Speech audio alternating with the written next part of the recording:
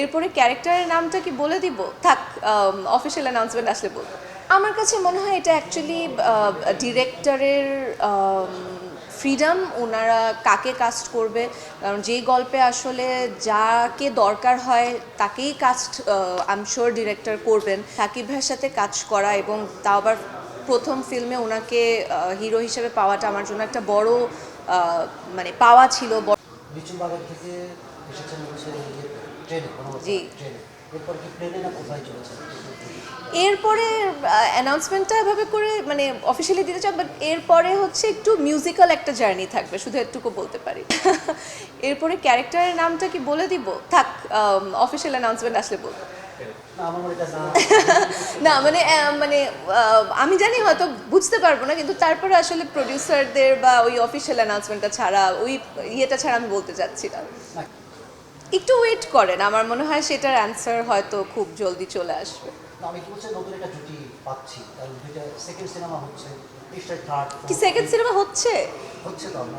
তাই? আল্লাহ, আমি তো জানি না।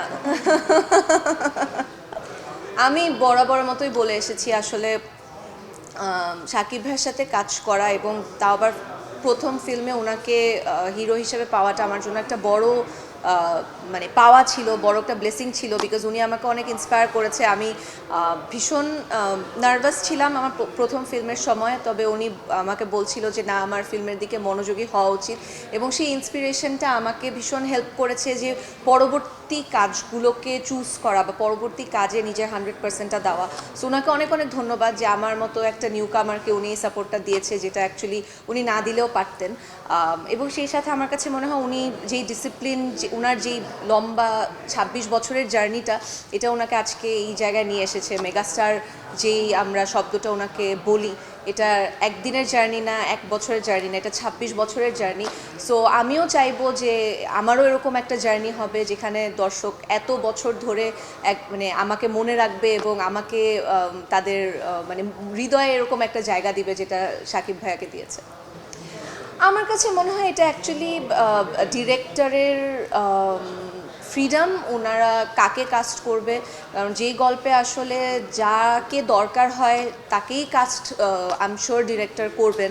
কারণ ডিরেক্টরও চাইবেন যে তার কাজটা যেন পারফেক্ট হয়, তার কাজটা যেন বেস্ট হয়, এবং যেই ক্যারেক্টারটা উনি ইম্যাজিন করেছে সেভাবে হয়।